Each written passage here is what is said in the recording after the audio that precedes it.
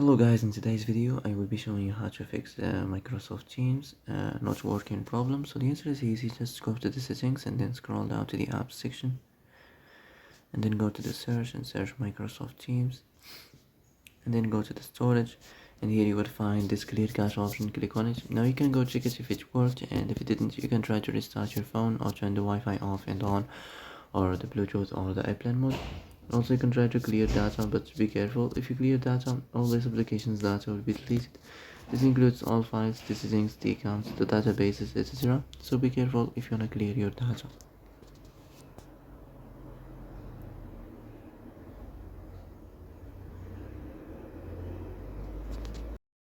And that's it for today's video. I hope this is the answer you've been looking for.